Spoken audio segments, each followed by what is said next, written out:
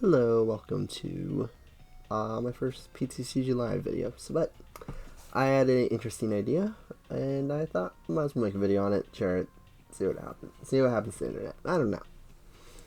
Anyway, so I saw some Budew Terapagos appearing online, but they were running the Poison engine, and I decided, and I thought, I don't think that is very strong in terms of, like, initially you get a good amount of damage, but I thought that was just not strong enough in terms of overall the entire length of the game.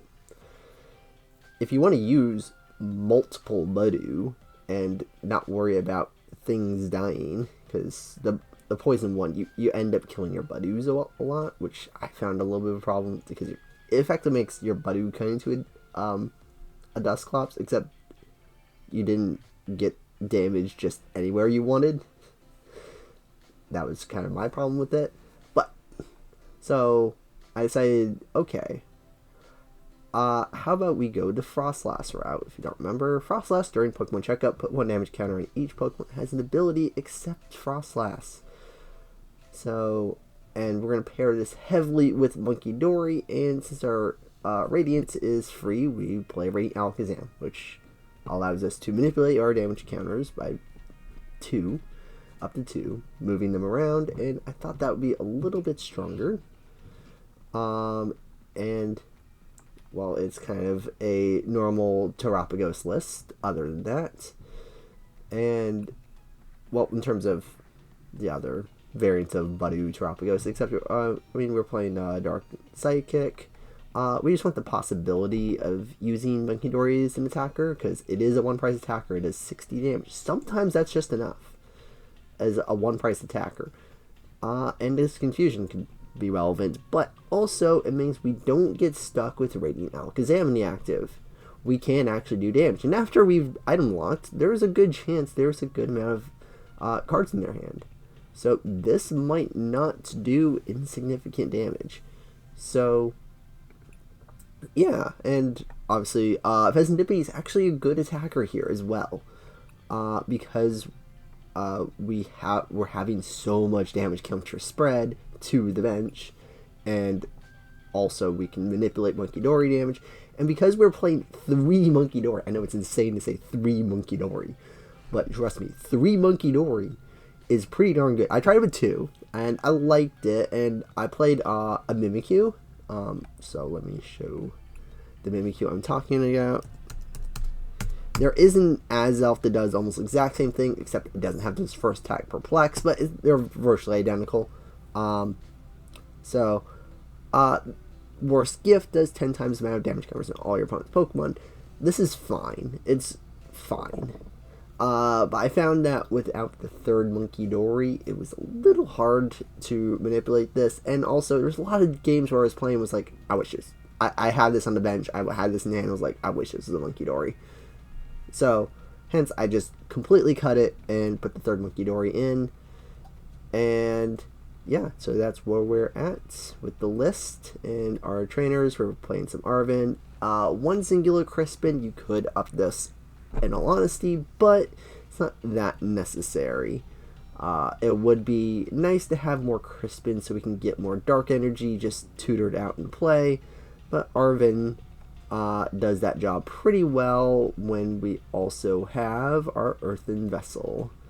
So, and we have a rod. I found 1 rod kind of important sometimes, because if one of our Munkidoris goes out, it makes it a little easier to find our energy or another Munkidori. And then for a tool, we actually play Vengeful Punch. If this Pokemon is attached to is knocked out by damage from the opponent's attack, put 4 damage counters on the attacking Pokemon. I found most other tools to be rather underwhelming when put on Budew. Vengeful Punch, though, actually kind of does something.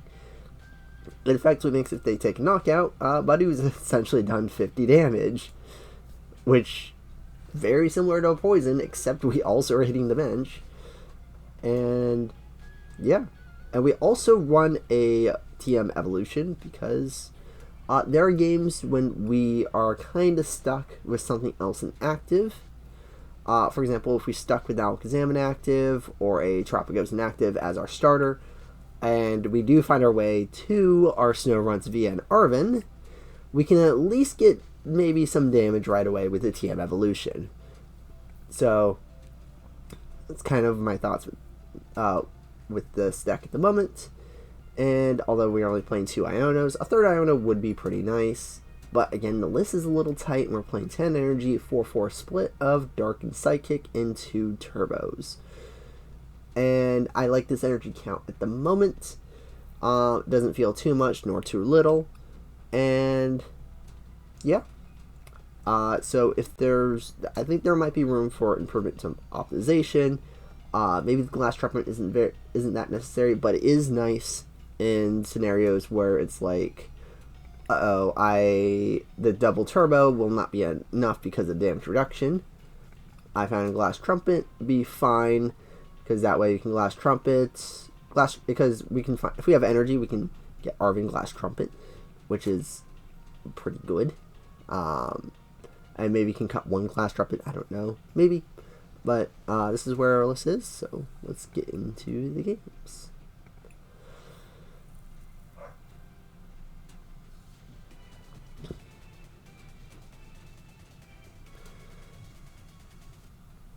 So this deck obviously wants to go second, so that's what we're going to opt to do if we get the choice.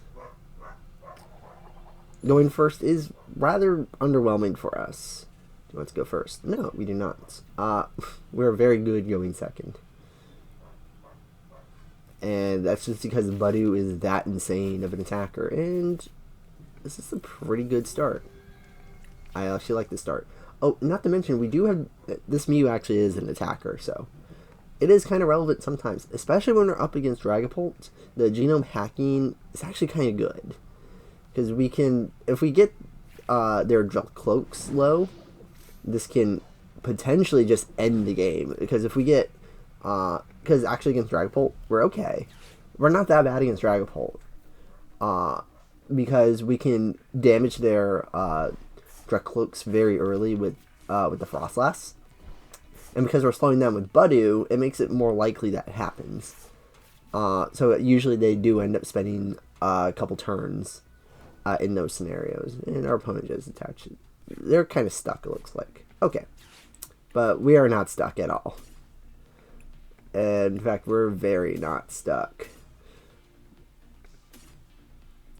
And I think, so usually we wait for the Munkidoris to come down. We want the Snorunts. So this is kind of my more typical turn 1 board setup.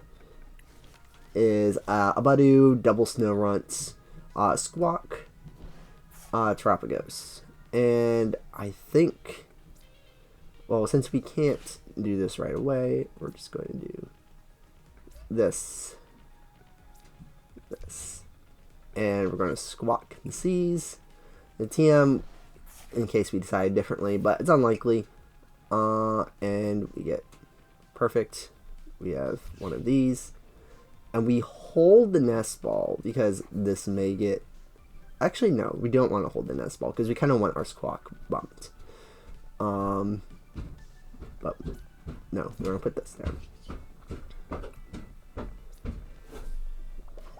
So Budew, Irritating Pollen, and our opponent is item locked. They are stuck with just a Greninja. So it's maybe likely we could donk them. But you can see the concept. We have our Froslass ready. And we can very easily do something with this hand. You could make the argument that maybe our energy count could be slightly different, such as 5 dark, 3 psychic. But I think we're okay, and we get the dark anyway. Okay, this is actually a pretty good matchup for us, because they don't like getting the early damage counters on them, because it limits their damage potential, really. Let's see. We are looking for a Froslass. We don't have a supporter at the moment.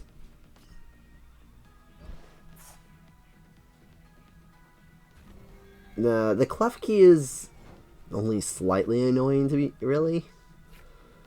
And there's our Arven. But let's see what our Hisuian Heavy Ball is. And there's a Radiant Alakazam and a Munkidori. We'll take the Radiant, and all our prizes are Arven, Earthen Vessel, Dark Energy, Buddy-Buddy Poffin Munkidori. Let's see.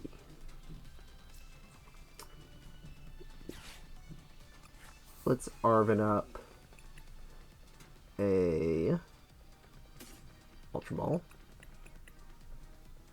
and another Vengeful Punch.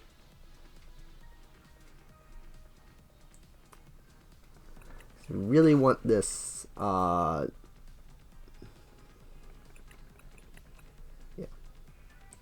This is good.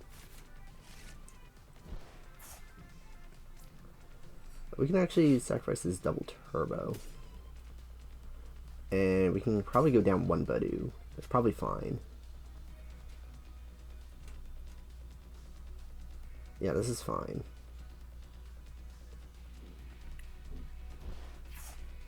And we're going to get our Froslass.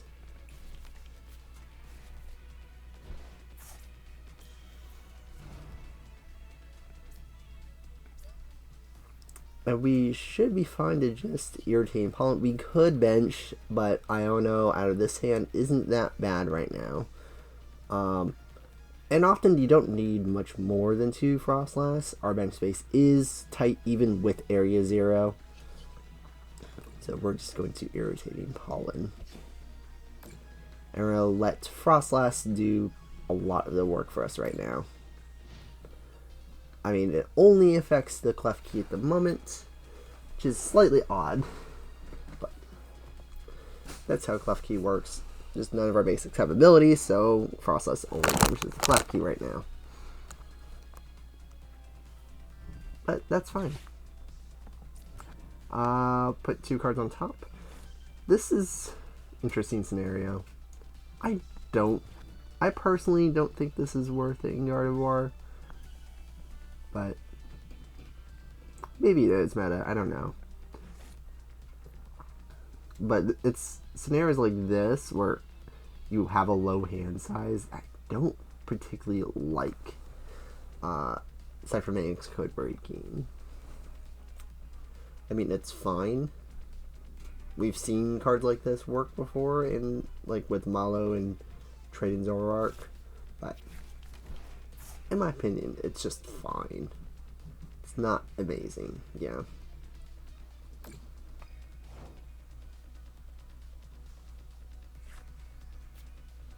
Okay. I think there's a...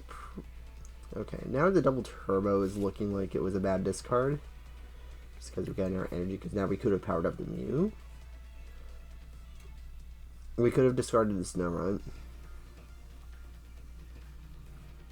I think we're just going to hold on to this dark. So we're just going to Irritating Pollen. And it's going to go to 50.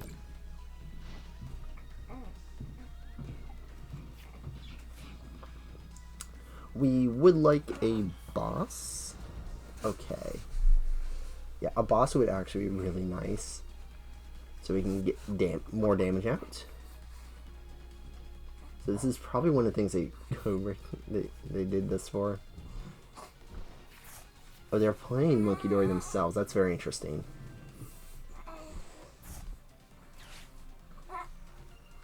We're going to discard the Squawk. And this is kind of the reason I kind of kept this, because I was like, I think they may get rid of our stadium. And that's why I kind of benched one more. Because we don't need more than that right now.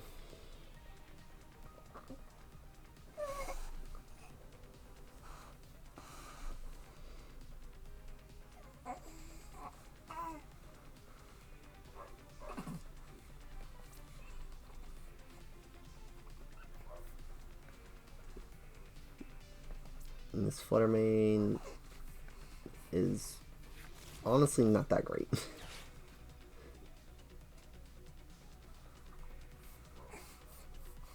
The opponent has their own Budew.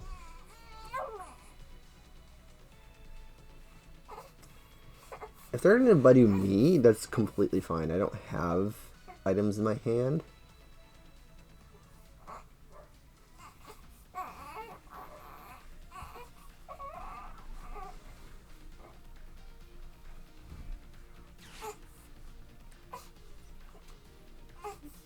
And there's no reason for keeping energy. This is fine.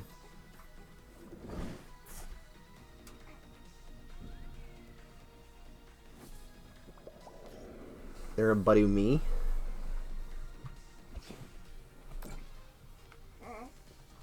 Okay, they're going to regret this.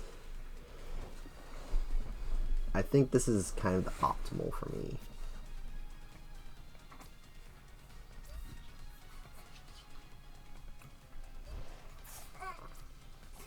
So that was a good reason to hold the energy.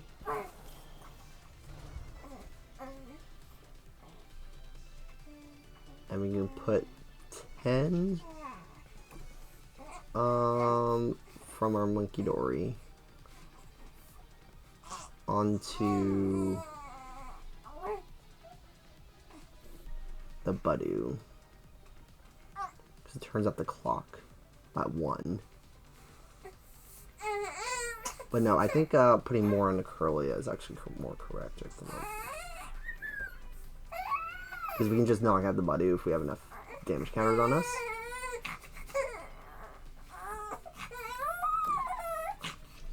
And, excuse me.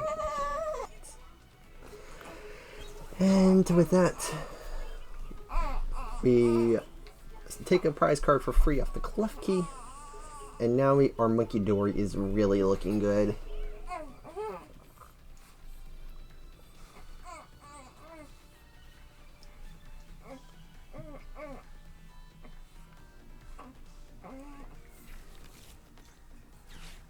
Okay, this Cresselia is something we have to kill, like, right now.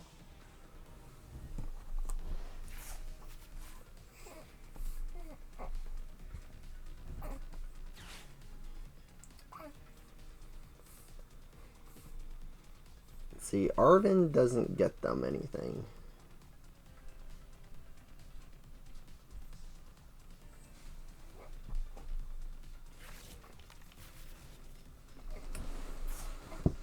Brave Charm is a little bit annoying. Throwing Darks in this card, so you don't have the Psychic. I don't think. Or they don't have the Munkidori.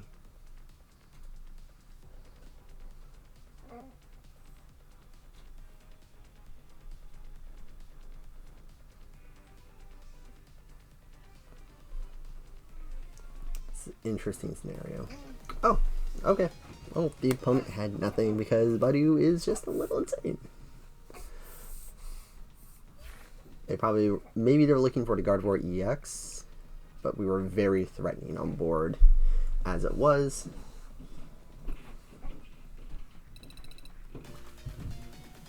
And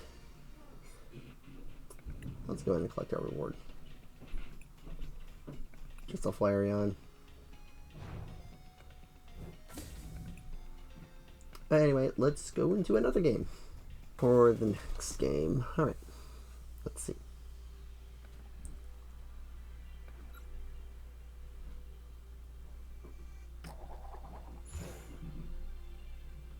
Will we go first? No. Going second is way better.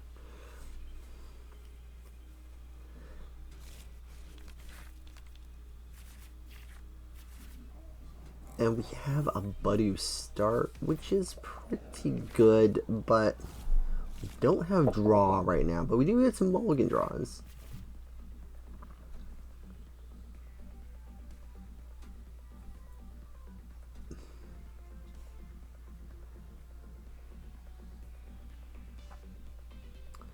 So let's see where these mulligans lead us.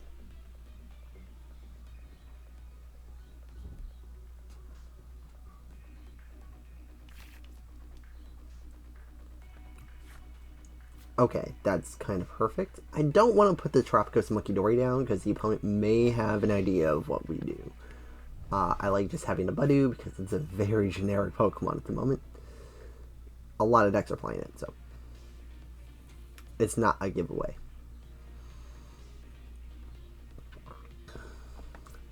But we're playing against an Ancient Sandy Shocks deck. This is... Are we just, Raging Bolts? Is this Raging Bolt? Okay. Glass Trumpet means nothing, but we're gonna bench this and both our Munkidoris. And we're gonna attach this back here in case we have a decision. We could attach it to one of the Munkidoris.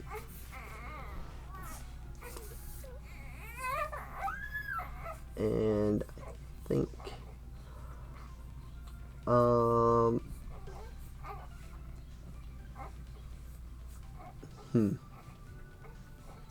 so that is, we do have one Froslass down there. I could get another Snorunt, but I don't think that's correct right now. I think it is best to hold, get one Froslass in play, and then use this in case we need to Mew or something else. We have weakness damage. That's very nice. Very nice, very nice. So I think this is correct. And opponent is Crispin up, but they don't have the double fighting, which is good for us, probably. They would have to have their fighting here. They added a fighting to hand. That's funny. It looks like they did this wrong. If they did have the other fighting, they had to do it the other way around. So we do have a Froslass to go up. We have this Budew. This is weak to fighting. This could be knocking us out next turn, but I think we're going to do this. We do have two Froslass down, but we do have another one, and we should have another one in deck. Oh, yes, we do. Alright. So, here's our Mew. And everything looks good. It looks like we prized a Dark. We prized one Area 0. Okay. This should be a-okay. We could boss here, but I think it's just fine to restart. If they had our Crispin, that's a slight issue. Okay, we can attach a Dark to here. I think doing the 20 to active is a little bit better than bossing this up and just let this die. I know we threw away a Budew, but I think we're fine. I'd much rather this do this attack right now.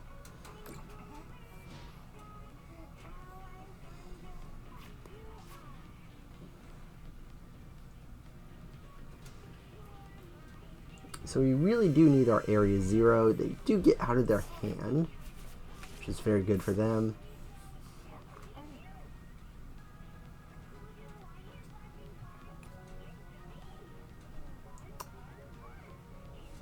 But I haven't seen a Raging Bolt, which is interesting. And nor I'm not sure.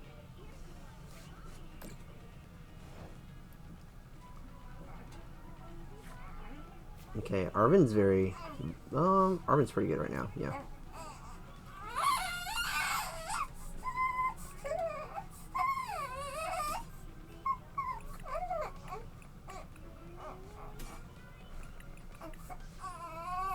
What do you even want?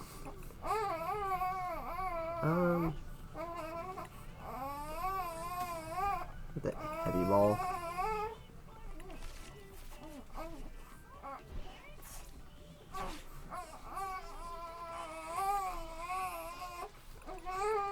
Just a Terapagos, which is fine.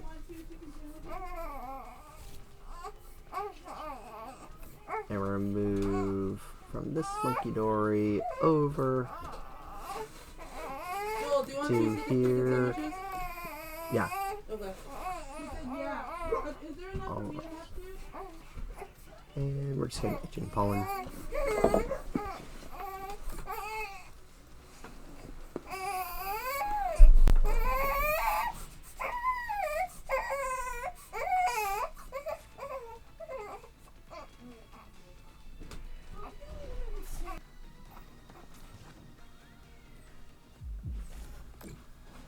It just takes out the Budew. It's very interesting. Alright. But honey.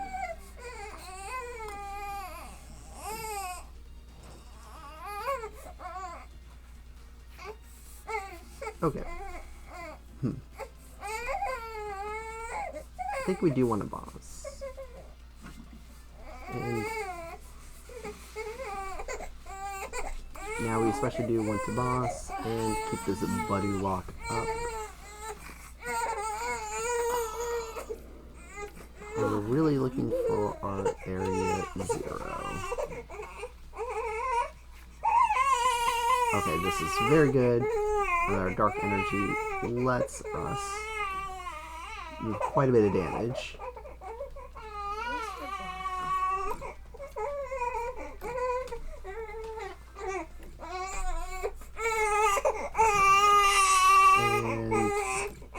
Another 30 onto his Fezandipiti, and Itchy Pollen for another 20.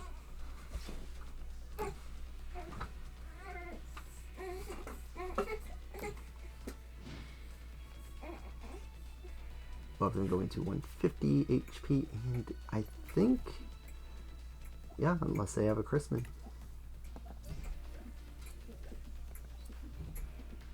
They do have a Vitality, which is fine.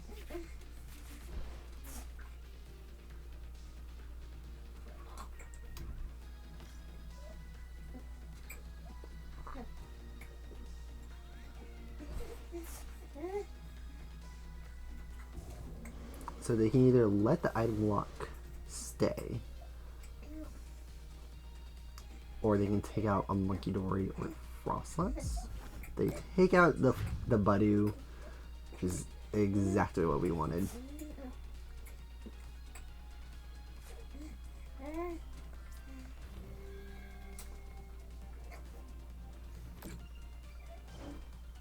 And this puts them in a very good scenario for us. We have a way to get our Budew back.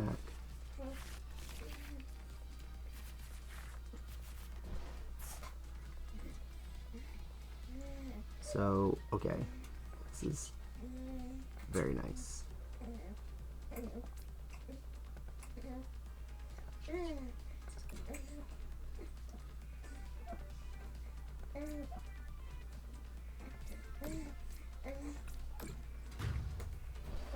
We can knock out the Fezandipiti right away.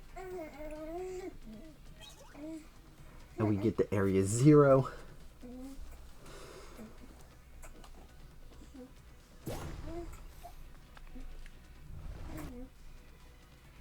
But we don't have the right now. We don't have. Oh, yes, actually we do. We might as well do this.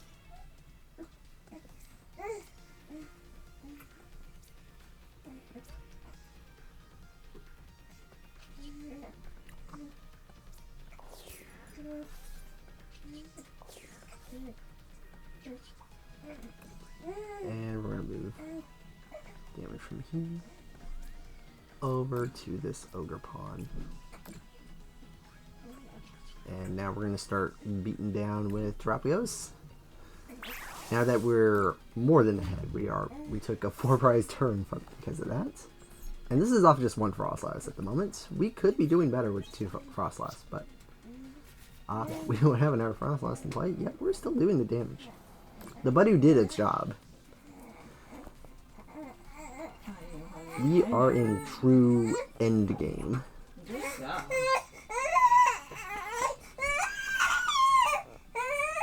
And honestly, the opponent should probably have taken out our Froslass with the Fezandipiti and let the item lock stay.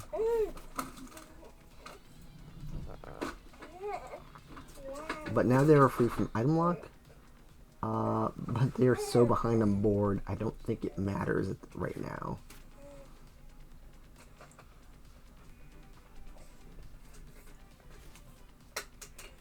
And oh, it does look like this Raging Bull. I didn't notice electric on the discard. So they could KO us. Really? Hang on, honey.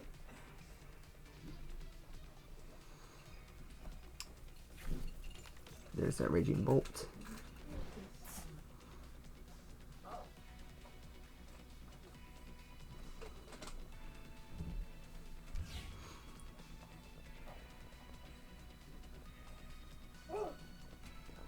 So our own Fezandipiti would actually be pretty good if we can charge it up with a Crispin and a double turbo. Because we can get a lot of damage into play.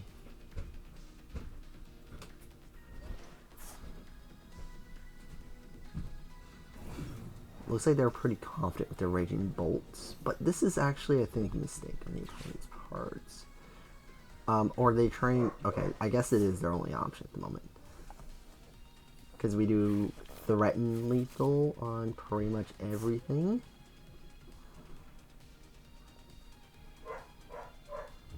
Unless this charges up and kills this Terapagos. Okay. But I'm a little questioning their... Shouldn't they did this first, Zada first, and see if they get a switch instead of retreating this energy? We'll probably get in our Ogre Pawn.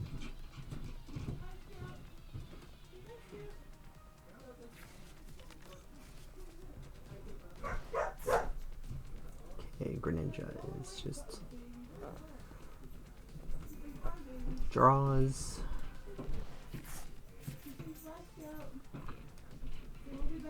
Soon.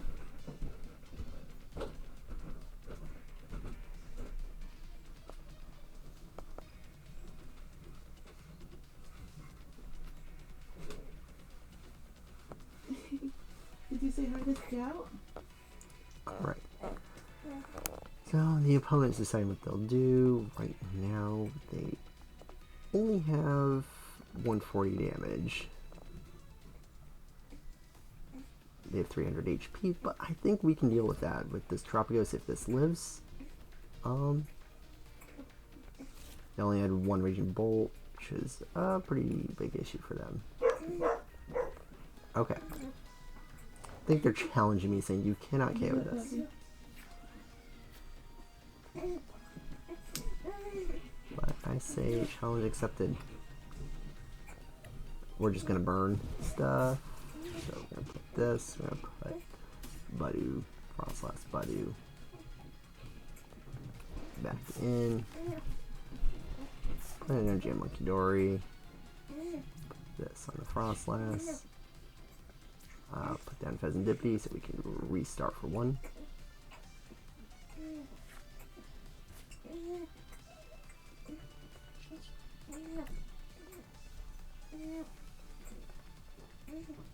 And let's see.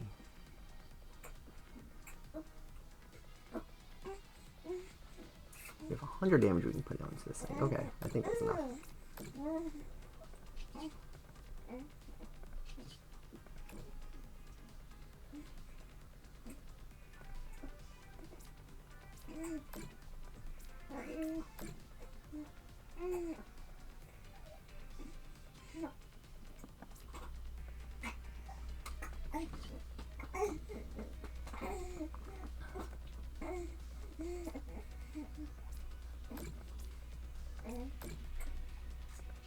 And this is just short.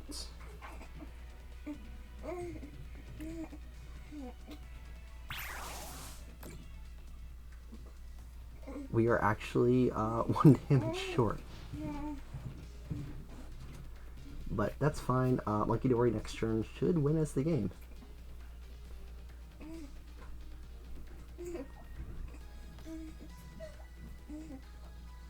we had a second Froslass, we could have taken one more damage counter and put it onto his Raging Bolt, but that's fine. We got this pretty locked up. They would have to remove this from the board, which is pretty unlikely.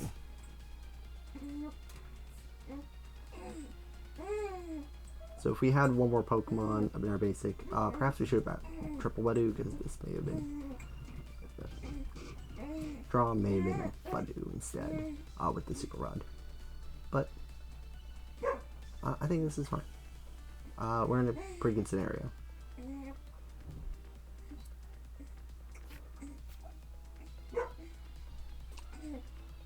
Also, I guess if we could have had an Alakazam, Radiant Alakazam, that also would have gotten us there last turn.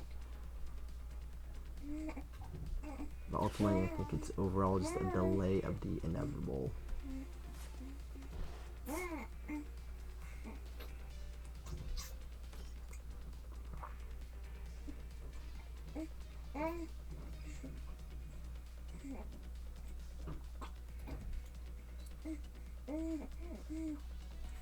So they can go ahead and knock out my Terapagos. I still have another Terapagos in play.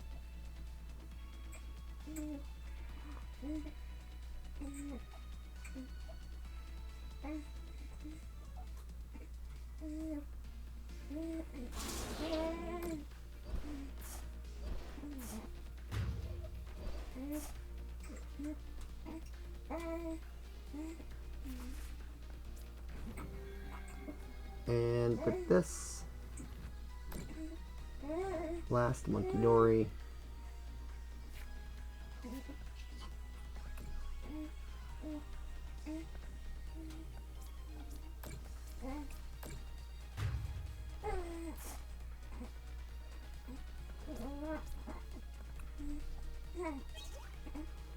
and with triple Munkidori, we do it.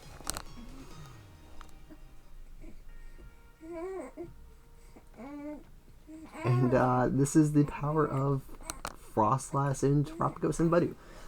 As you can see, even one Froslass can sometimes just be enough, with Budew slowing our opponent down. Sometimes one Froslass is enough. So, that, we're just going to open the pact, and we're going to end it here, and we get a Leafeon. Fine. Alright.